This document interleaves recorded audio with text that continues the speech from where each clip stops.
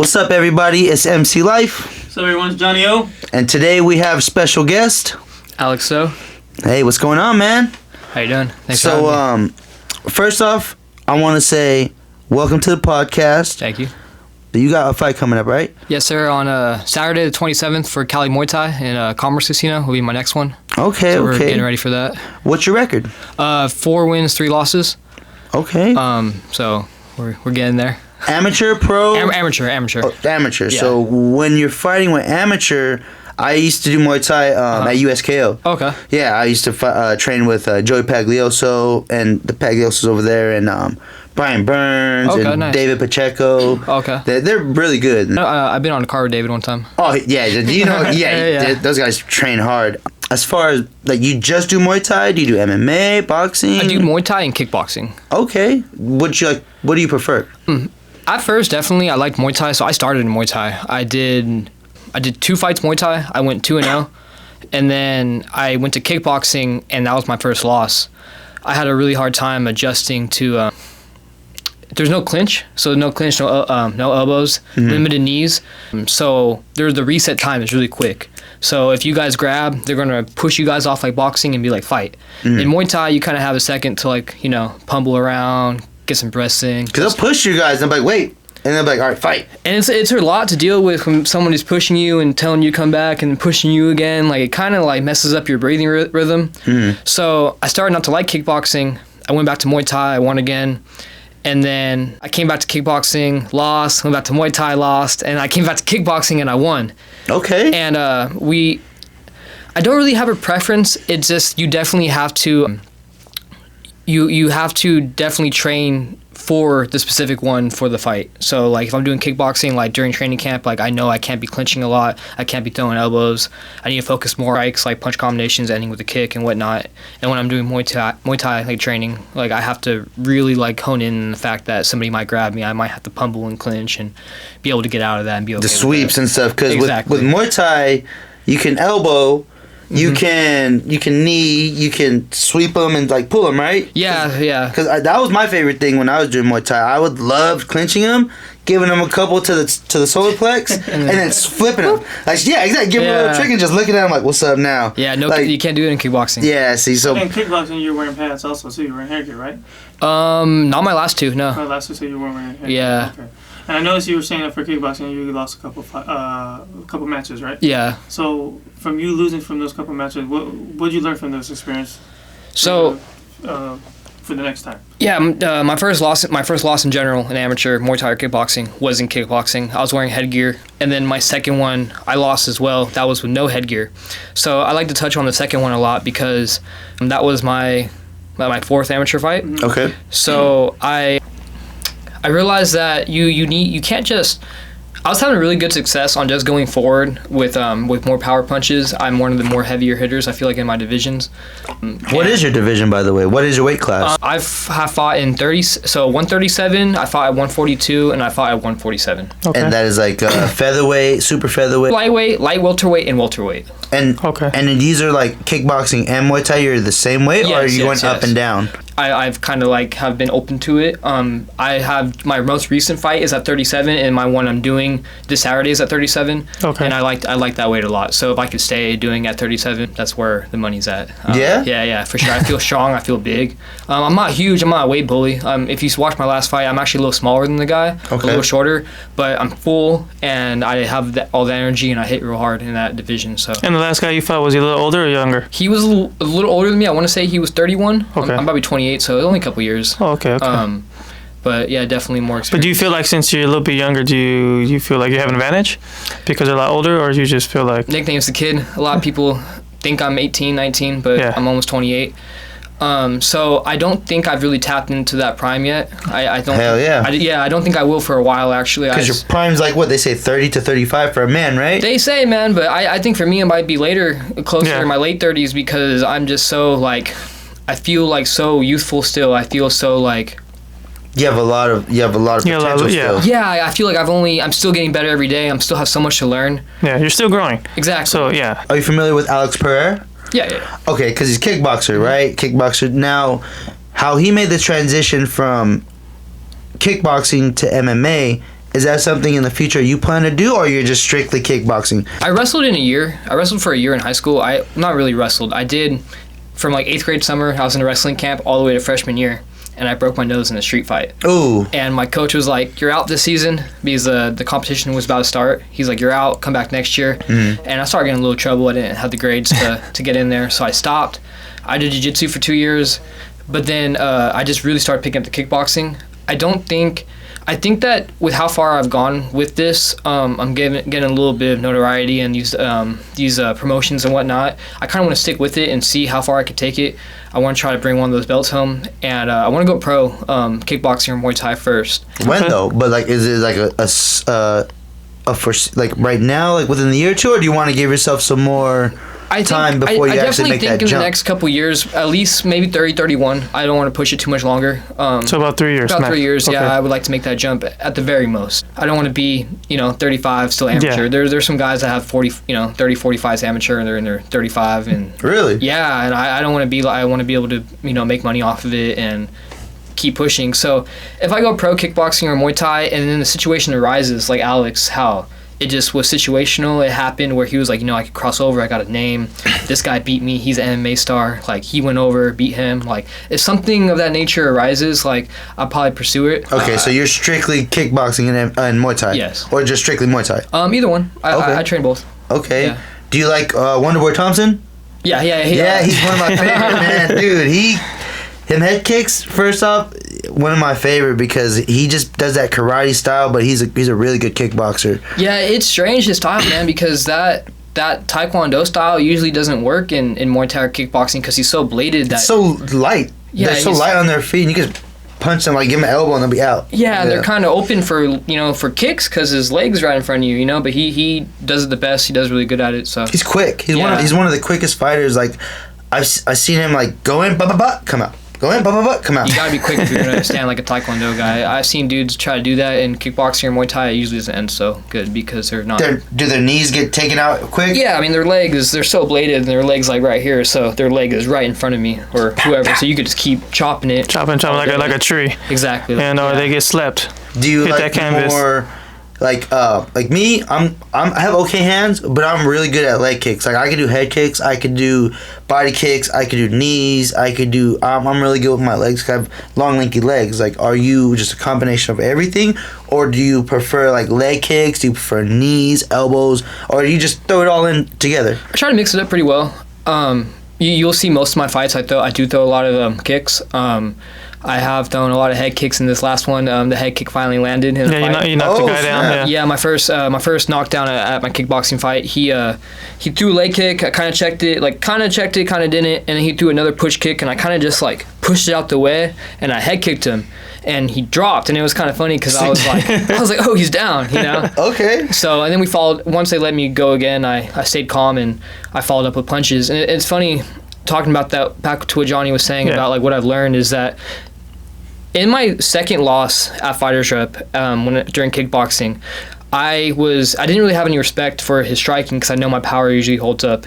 This fight, I fought the 47-pound weight class, so I was really big. I didn't have to cut a lot of weight. But you're used to 135 or 137, right? That's where you're comfortable at? Now. But back then you were okay. He was okay. You were just open to. Yeah, you were open. Yeah. Okay. And but you're heavier. You were like. Yeah, I felt stronger, so I was But you're also slower at that time, right? Yeah, a lot slower. A lot slower. Well, yeah, he was a lot slower, but like I was telling him too when he went to that fight, I told him he had problem with his breathing. Because I feel like. Are you a nose breather? Because I can't breathe out of my nose. I breathe out of my mouth. When I box and stuff, I felt like I didn't really think about the breathing. I felt like I was just trying to walk him down. Yeah. I'm I had him hurt. I felt like you could see he was backing up the whole time. I had no respect for his striking. Yeah. My hands were low. I was just bopping him up, and he kind of did like a pullback cross and dropped me. I got up. We started fighting again, and then I hit him. Almost dropped him. Yeah. He definitely wobbled, and I just instead of being patient and calm, I just rushed at him again, and he did that pullback cross again and dropped me, and they called it because it was they were saying. Is it a 2-fight rule or it's 3-drop rule, but it's referee discretion. My eyes, I definitely wasn't there, and it is good that they called it. I mean, I wasn't there. Are you happy? Yeah, it was a good call. I was concussed. It was a good call. I was severely concussed. Okay. And that actually made me sit back and go to the lab, and that's why my next kickboxing fight, when I had the guy hurt, You respected him. I You're like, respected "Nah, it. Yeah, I was like, all right, let's be calm, you know. And then he tried to rush at me because I hurt him. And I'm like, oh, I've been there before, you know. He was trying to rush at me. I kicked him away, and then when he came back, I just finished it with hands. Oh, you left or right-handed? Right-handed. Okay, but are you working with both or no? Yeah, I like the southpaw. That's good, work. man. Yeah. Because like there's a lot of fighters who they're really good at one, but as soon as they find that fight a good southpaw, they get eaten up. Yeah. Or vice versa. As soon as they fight somebody with a good right, it's just like they don't know how to handle it because they're so used to just training with just the left or just the right. My first loss was against a southpaw. Yeah. It was funny. I was having a really hard time because I kept rotating towards. So normally with the orthodox, you want to rotate this way, away from their power side. Okay. So I was doing that, but he's southpaw, so I'm rotating Towards his punch. into his punch. Yeah. So you're going this way. He's like, bink. My Every coach is time. like, move the other way, and like You're like, huh? yeah. It took me to like the last Concussed. minute. Exactly. So, my cousin brought this up one time. So you've been knocked out before, correct? Not put to sleep, but that was the fight I was talking That's to the you one he's about. talking about, I yeah. got dropped twice. Yeah. And that's the one that you felt was like your most learning point. Like you learned a lot from that. Like, okay, I need to really respect people, no matter what the position, no matter if I'm got them dazed or if I got them hurt. I need to respect them. Is that what you learned most from that? Yeah. I learned so.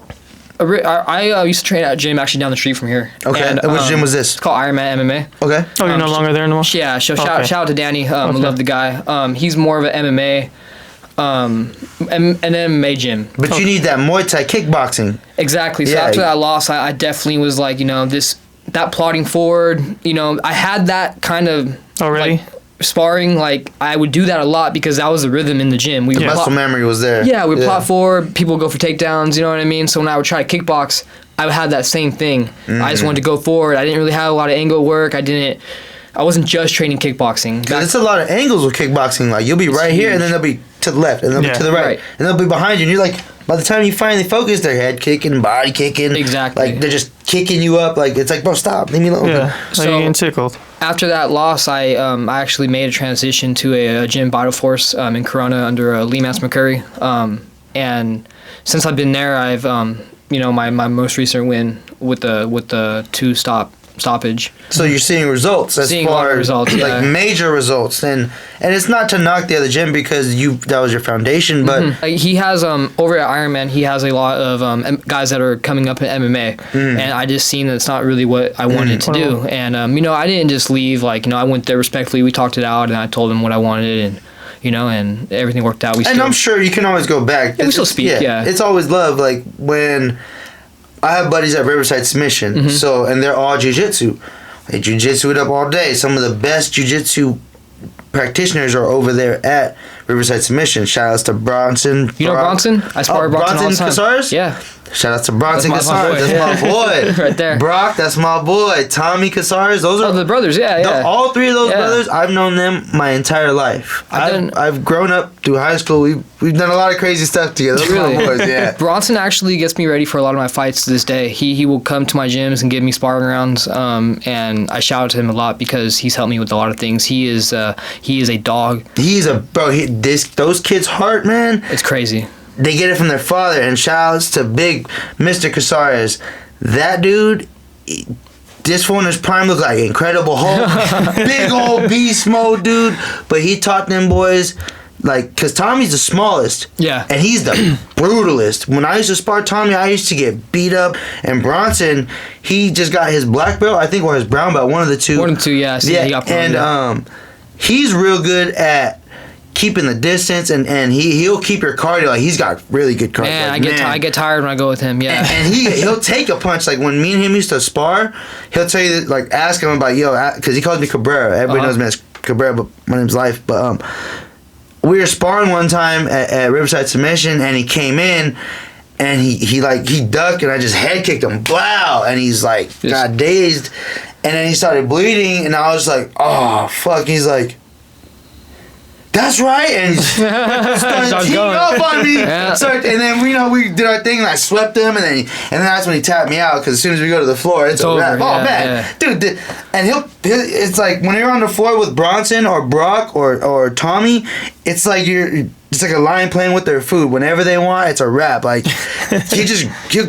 toe hook me, he'll hook me. He'll find a way. This dude will just be like, And I'm like, all right, tap, tap, tap. Like, I'm like, all right, cool, I don't know, I'm good. Yeah, when I was at Ironman, he would give me rounds every Sunday on open sparring day. And then even when I went to, now that I'm at Vital Force, he's come through and surprised me on Sunday mornings there and gave me rounds there before a lot of my fights. He's been at my fights and to tell me, he'll be in my face before, you're going to go in there and you're going to do this. Yeah, I want to see double kicks on the same side, you know what I mean? Mm-hmm. And because they don't expect stuff like he's that. always been there for me, so it's really cool. That's good, though, because Bronson and Brock, those guys, they fucking hit hard, bro. They're the dogs, bro. And they look smaller than us. I think I met them years ago Brock when and we brought them to the house. Bro, they used to come to the pad all the time. Yeah, I know. When they were younger, yeah. That's crazy that you know them. Like, as far it's as a small world. Sparring partners, do you do hard spars all the time before your fights? Or, like, what is... If you don't mind talking, because I know every fighter is, like, different. Like, I can't tell you that. This is my technique or whatever, but... Do you spar a lot leading up to your fights? Because Max Holloway is famous for not sparring. Yeah, so in when I first started at Ironman, I would do a lot of hard sparring 2 or 3 times a week actually, and I would go travel to different gyms to get hard sparring and I definitely feel like it's needed. Because like we don't fight every day like Thai fighters do. In Thailand, they fight every week, so they don't need the hard sparring. If you watch them spar, they pitter patter because they fight every week, so they don't really need to remember that, Yeah. But if you go through a whole camp without hard sparring, you know what I mean, and then you get in there 3 months after you haven't fought, and you get hit the first time, you're gonna be like, damn, like that hurt, At the new gym I've been at, we do a lot of lighter, more technical sparring. For the most part, but we do have 1 or 2 days set out, especially for the fighters that are in fight camp, to get that hard sparring in, because we need it.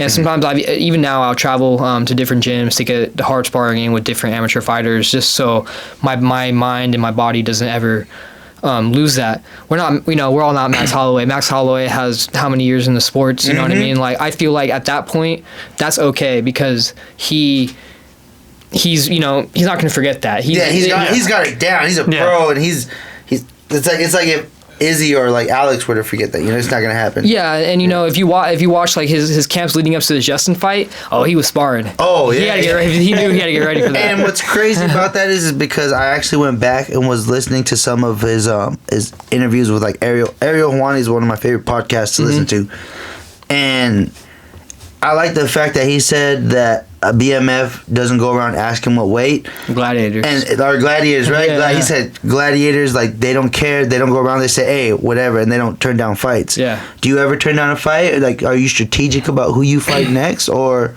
Nothing that they've offered me yet I've had to turn down. Mm-hmm. Thankfully, the matchmakers and the promoters I work with are fair. I feel like they don't like to...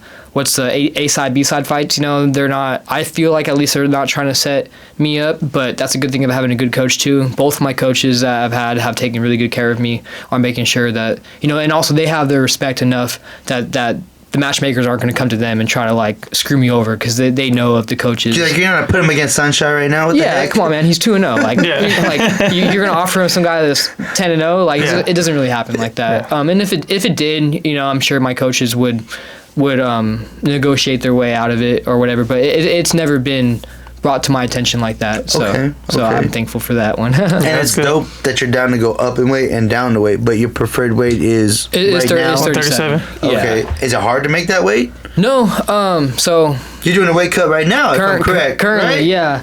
So I walk around 150, 152, like outside of camp. I kind of eat clean pretty much year round. I kind of follow like the 80-20 rule. Yeah. What's that? Like 80% clean. Like I won't go too hard year round with the diet because then I'm gonna go crazy. You know what I mean? So maybe 20% of the time I might eat out, but when I eat out, it's like I'm being very aware of what I'm eating. I'm not going. You don't put nothing harsh in your belly. Yeah, man. Like I might go get some tacos or something. You know what I mean? And I try to go to like a healthy taco spot. Yeah, or so I try to Chick-fil-A or something. Something, yeah. I try vegan, huh? Yeah, no. Organic. Organic. Exactly. Monty Burger. Well, I know you get meal preps too from Knockout, right? I used to. No longer you get Knockout. I like that. That was when I was fighting at Ultimate. At 35, and I had to get down real low, so he helped me get down really low for that. Yeah. But it's expensive being an amateur fighter, so I had to find a way to make my own meals. thankfully, me and my girlfriend work really good together, and she actually fights herself. She the same night I got a knockout. She got she's the first female champion for Fighters Rep. Yeah, she got the belt. She got the belt. We need to bring her in for an interview. The lineage starts with her. Connie G. Connie Gonzalez. Connie G. Really? Yes, Shout out to Connie G. Connie G. See you in the streets, gonna knock you out, bro. Watch out. So we work together with the food and everything. So it's been nice. Is she a kickboxer or Muay Thai or? She holds the belt in kickboxing. She does do Muay Thai too. She's gonna fight with me this next weekend at a Muay Thai fight. You guys ever spar? Yeah, all the time. And, who wins? So I'm gonna just say she. yeah, Connie is a better fighter than me. Okay. She is more technical. She is more crisp. She is more intelligent with it for sure. Is that how you guys met? Is through the gym? Yeah, we met at Ironman. Yeah. Oh, okay. We met at Ironman, and we were training partners for a long time, and then we started dating like November. It was almost 2 years this November. So it's easy to have somebody to make that weight cut with, right? Exactly. We're going through it. And then you guys are pushing each other when they're training. Heck So yeah, it's like, because I did a weight cut. I was fighting at 135. I was down to 135, and I was living with Jonathan at the time, and he told me, like, yeah, cousin, I had my first fight, and Brock and Bronson were helping me train for my first fights, and I was like 18 or 19.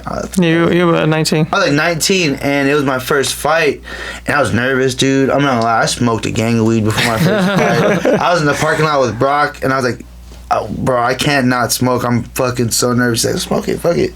So we went to Millennium, I think it was Millennium. Yeah, right Millennium was in San Bernardino. I went through. Yeah, it was credit. Yeah, he was there. I was there.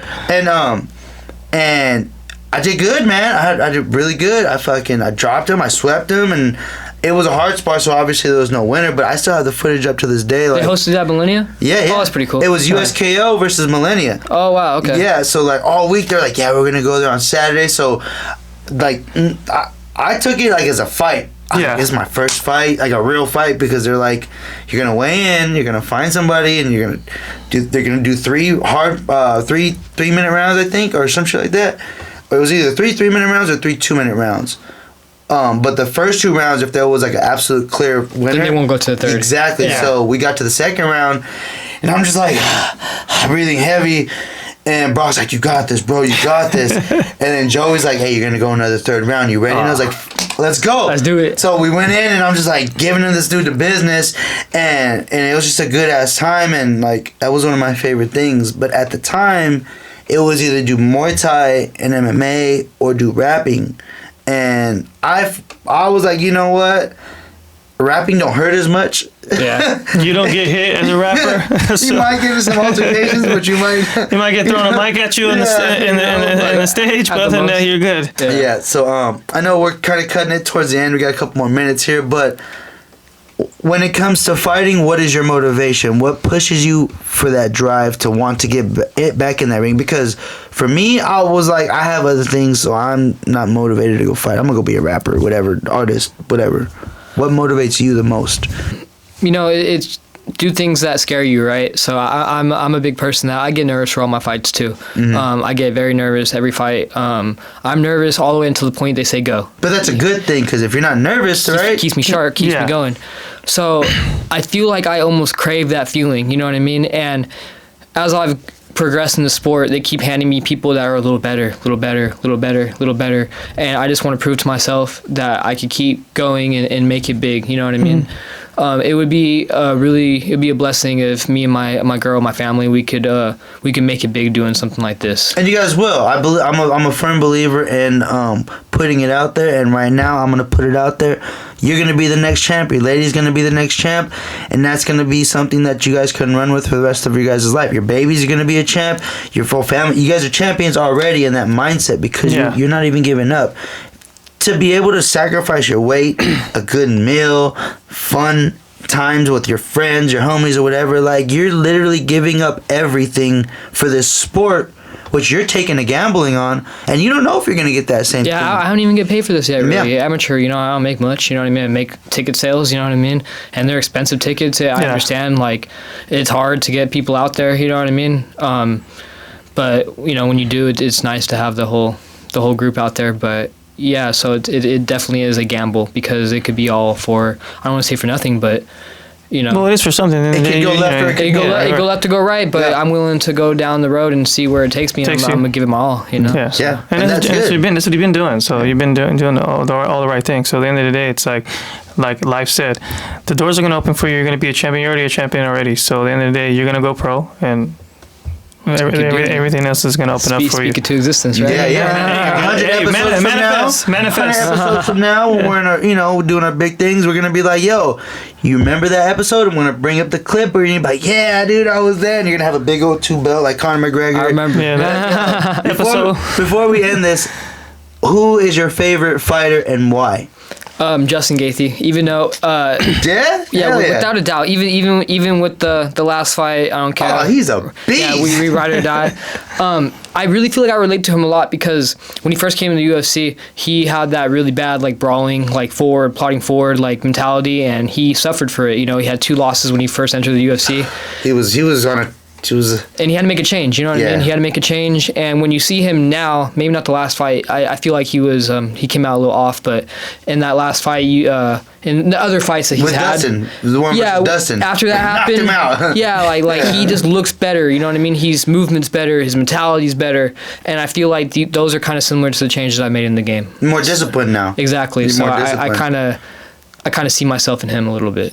Okay, so what are your foreseeable goals within the next year or two? Because I know you said you want to go pro in a couple years, but if the right opportunity comes and you're just collecting all these belts all over these amateur circuits, would you then consider going pro if your coaches or everybody else was influencing you, or is it on your time when you want to go pro? I definitely, so in these next, within this year, I want to win this fight. Obviously, next weekend, I want to keep winning. I want a belt in either promotion. I want to be able to fight and win that, and I want to be able to hold that down for a while. And as my coaches' influences are really big to me, I'm guided by smart people, so I trust in their words. So if they think it's time, it's time.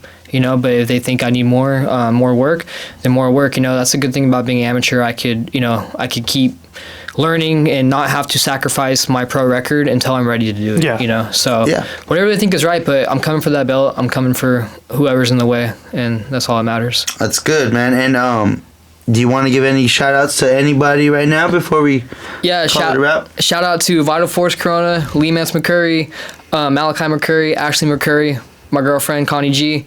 Urban Monkeys right here. That's right. You know what I mean? Proud sponsor. Airflow Boxing Edition, And what's the fighting promotion that's holding you down right now? Because I know there's a couple different ones, right? the one I'm fighting this coming up weekend is Cali Muay Thai, and the one I make my debut there. Oh, okay. So this is the first time then. First time fighting there, but the ones I've been fighting at the most have been Fighters Rep and IFS Promotions. I love IFS. My buddy Raymond used to fight at IFS. Yeah, so that's where I made my debut. So all 3 of those have really been, pivotal in what I've been doing. So Heck yeah. So once again, we have Alec The Kid Stowe. What's your Instagram? Let everybody know. Alec_Stowe. So ALEC_STOWE.